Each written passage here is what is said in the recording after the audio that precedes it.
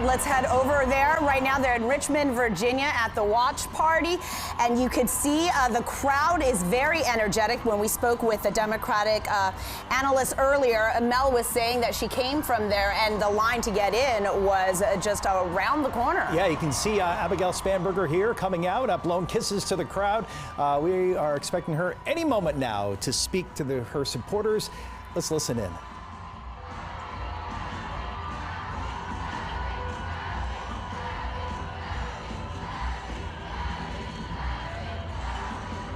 Soaking it up. She takes the stage here down in Richmond. The Enrico native, the first woman to hold the state's top office, of course, and the first from the Richmond area in more than a decade to become governor. And she was considered the most bipartisan when she served in Congress. She is a moderate, mother of 3 school-age children. She was a former CIA agent and postal officer. She was in her congressional seat in 2018 and re-elected twice. She is hugging her family and friends there. An incredibly exciting night. She has outraised the lieutenant governor by nearly double digits. Yeah, by 65 million to 35 million. Here is Abigail Spanberger. Let's listen in to the governor-elect of Virginia.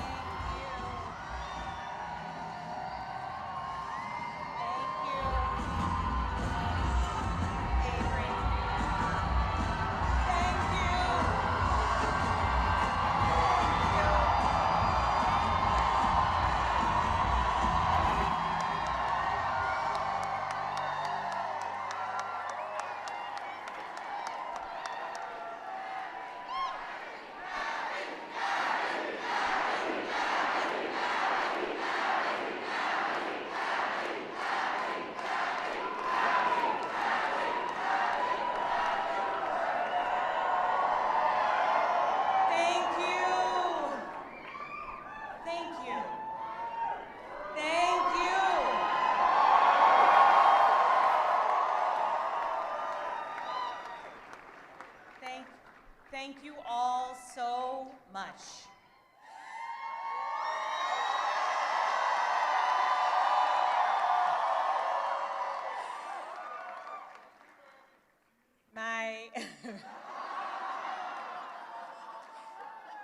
My fellow Virginians,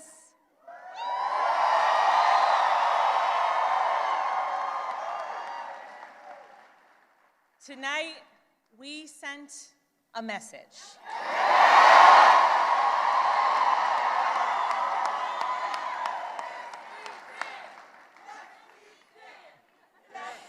We sent a message to every corner of the Commonwealth, a message to our neighbors and our fellow Americans across the country.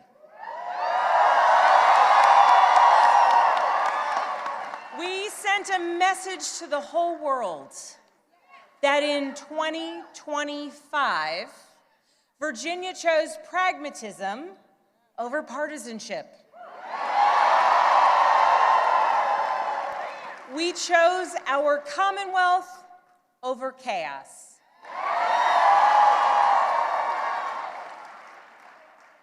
You all chose leadership that will focus relentlessly on what matters most: lowering costs, keeping our communities safe, and strengthening our economy for every Virginian.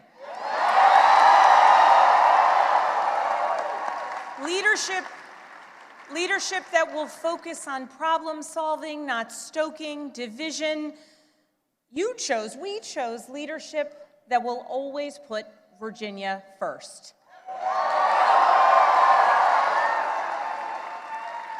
And Virginia, I cannot wait to get to work for you.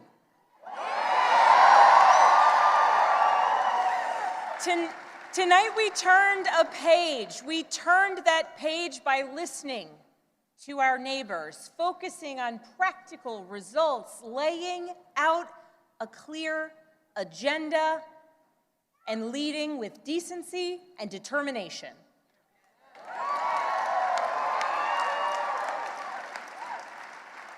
To everyone who helped us achieve this win, from the bottom of my heart, I thank you.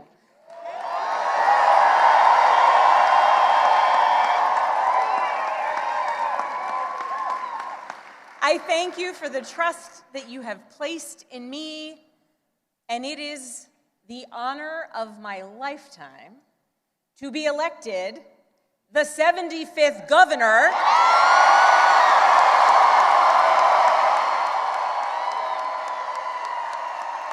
of the Commonwealth.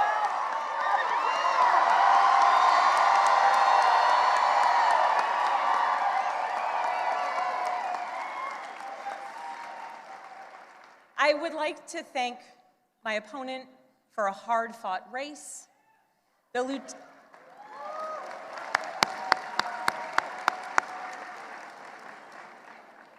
Lieutenant Governor's story, her military service, and her years of service here in Virginia deserve our respect and our gratitude, and I ask that you join me in wishing her and her family well.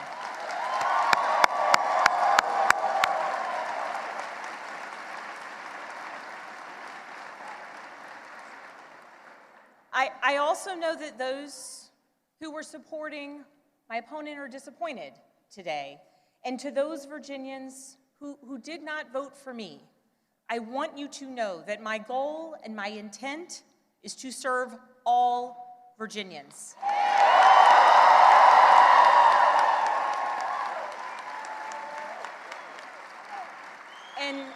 And that means that I will listen to you, I will work for you and with you. That is the approach that I've taken throughout my entire career. I have worked with anyone and everyone, regardless of political party, to deliver results for the people that I serve. And that's because I believe in this idea that there is so much more that unites us as Virginians and as Americans than divides us.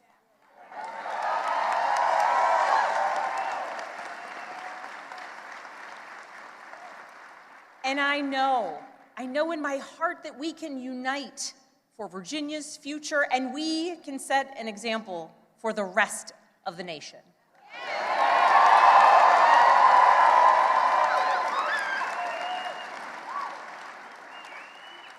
Our founders understood this from the very beginning. They didn't choose to call Virginia a Commonwealth by accident. They chose it to signify that our government would be based on the power of the people united for a common good. Not for a political party, not for a president, not for a monarch, but for a common good, together. And tonight, Virginia proved that that tradition is alive and well. We are still a Commonwealth in every sense of the word.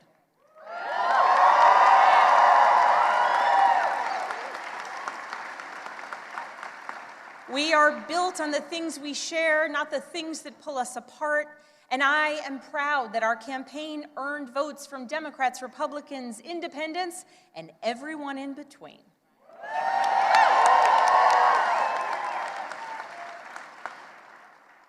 That's the Virginia I know, that's the Virginia I love, and that's the Virginia I will have the honor of serving as your next governor.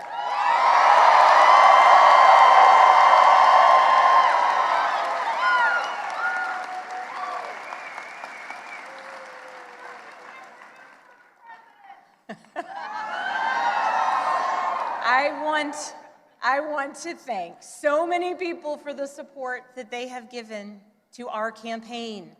Thank you for your work. Thank you for your support. To our tireless volunteers, to those who believed in me, thank you.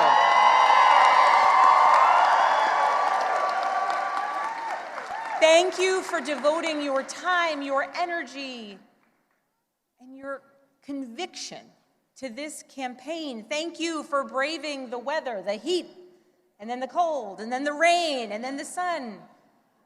It's Virginia after all. Thank you. Thank you for talking to your neighbors about the importance of this race. Thank you for recognizing that when we went person to person engaging, that we could bring people not just into supporting our campaign, but into engaging in our democracy. Thank you. We won this race because of you.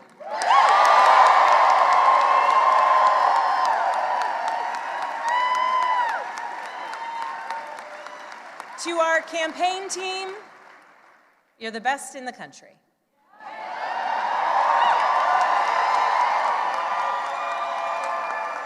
Every single member of our team, every single one of you, you work tirelessly for the change, the progress, the policies, the connection. We have been listening to Governor-elect Abigail Spanberger becoming Virginia's very first woman to be governor of the Commonwealth, as she thanks her campaign staff, thanking her opponent, the Lieutenant Governor Winsome Earle-Sears, and saying we should have respect and gratitude for her work. Yeah, and she said it was an honor of her lifetime to be elected the 75th governor of the Commonwealth. Let's continue to listen in. Thank you for reaching voters everywhere. And thank you for believing that Virginia could and would send a hopeful and joyful message tonight.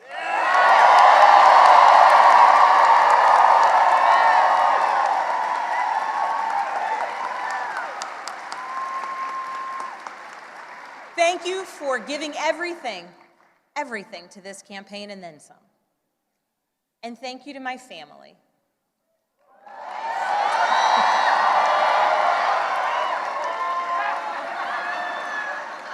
To my husband, Adam.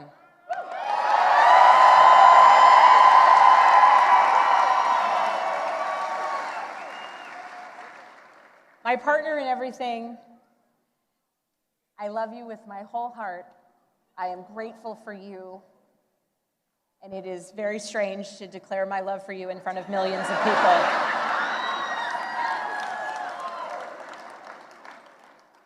But every adventure we have ever been on has been worth it because you have been by my side. I love you. I'm grateful for you. And I cannot wait to see what the next couple of years bring.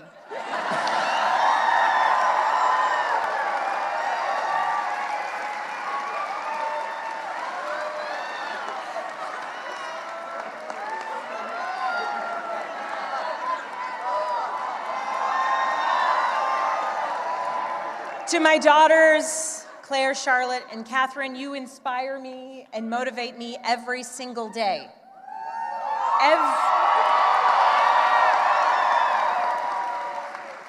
Everything I do to build a better future for you and for all of Virginia's children, and I am so proud of you every single day. I am lucky to be your mother. And Catherine, you did not clean your room today as you promised me. I'm working on it. She's working on it. If I was working on it, we wouldn't have won this election, okay?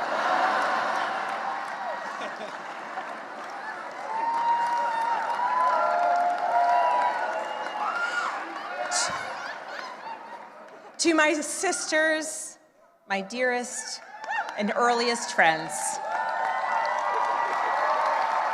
I love you. I love you, I love you, I love you. To my friends who have traveled from around the world to be here with me today, thank you. Thank you for making me who I am, and thank you for always believing in me. And to my parents, I love you. Thank you for leading by example every day. And I know that today is a day that you all could have never imagined. But you taught me the importance of service to others and relentless hard work. And Mama, when I think about your life, from the time spent in foster care to putting yourself through nursing school and the challenges along the way, you made clear to us that to whom much is given, much is expected.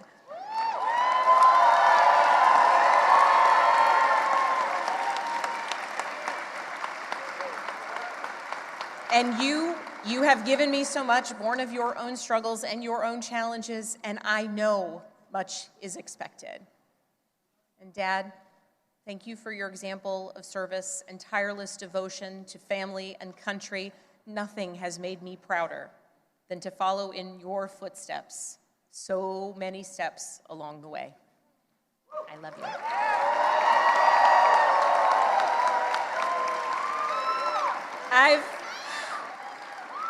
I've talked a lot throughout this campaign about the importance of service and how it's shaped my life and my approach to public office, and that all came from my parents. But this commitment to service, it is not unique to my family. It's ingrained in so many of Virginia's families. It is part of Virginia's story. Here in Virginia, this is where American democracy was born and where we are still working to perfect it today, where James Madison built the framework for our Constitution to protect us from tyranny, where Washington and Jefferson fought to establish a government of, by, and for the people. It is also the place where Barbara Johns, a 16-year-old student from Farmville,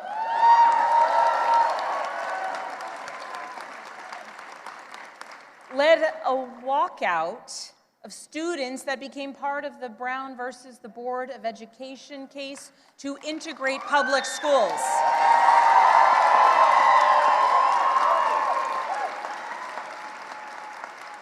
Barbara Johns never gave up, and she showed us that no matter your age, you can be part of the change and the progress that you want to see here in Virginia and across the nation. We are a nation founded on ideas, but we are a country where it is up to us, the citizens, who must put those ideas into action. It is us, the citizens, who work to make the change and progress and build upon the foundations laid out over so many years. And Virginia, now it is our time to lead. Tonight, it's hard not to reflect on the nearly 2-year journey that we've taken together on this campaign. And just a few minutes ago, Adam said to our daughters, "Your mom's going to be the governor of Virginia."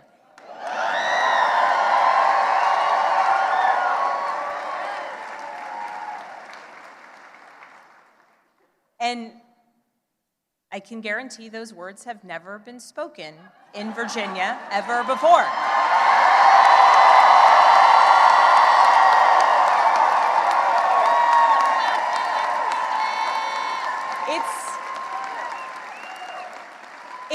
It's a big deal that the girls and the young women I have met along the campaign trail now know with certainty that they can achieve anything. It's a big deal to the women older than I am who forged the path in dreams, hard work, and in a belief that change and progress would be possible so that so many of us could follow in their footsteps in any career, in any role, in any challenge. The history Virginia is making tonight, it is yours. And I thank those who have come before me, and Mary Sue Terry in particular.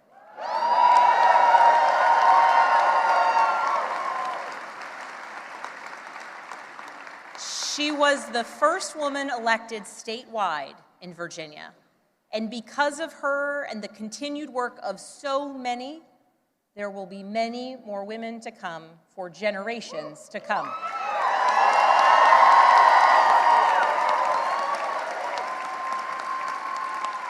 So now that the campaign is over, the real work begins, because this was never about just winning an election. It was about what comes next. It's about the governing. Virginia voters made our choice tonight, and that choice was loud and clear. We are going to work to lower costs of renting, buying, or staying in your home. We are going to cut red tape and build homes families can actually afford. We're going to lower health care costs. We're going to crack down on predatory pharmaceutical practices and surprise billing.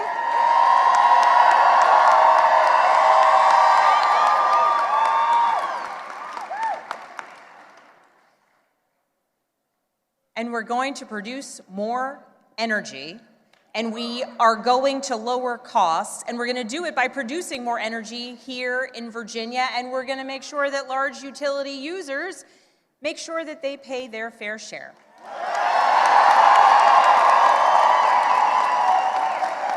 We're going to grow Virginia's economy by investing in apprenticeships and job training of the future. We're going to leverage AI and cutting-edge manufacturing to bring more capital investment into our Commonwealth. We are going to take politics out of our schools. We're going to make sure that teachers are well paid and well respected.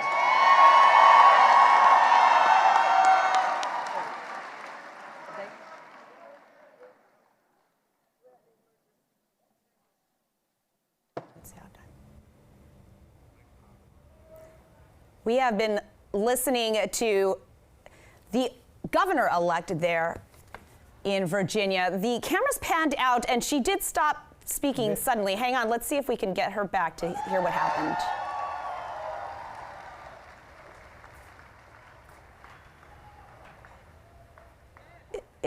It looked like she was trying to check on someone in her crowd. Yeah. Yes, that was cheering her on. A very interesting note of being a governor-elect for all of Virginians in her acceptance speech here, as we're trying to see if we can listen in. You see her husband Adam there on the left side of the screen, and her three young daughters, Elizabeth, Charlotte, and Claire, on the stage with her tonight as she accepts governor-elect, elected governor of the Commonwealth of Virginia. Listen in.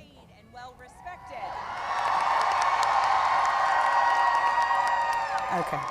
And you know what? She had a moment of genuine relatability that we did not see a lot of on the campaign trail when she was mom and turned to her youngest daughter, Claire, and said, "You did not clean your room like you promised." And she says, "I'm working on it." Right. It was really a glimpse. You're right. We haven't seen. And we saw her also turn to Adam there and just profess her love and say how much she appreciates all they've been through and all they're going to be through. And she said, you know, it's kind of funny. I really don't intend to profess my love in front of millions of people, but it's quite a moment. Let's take a live look.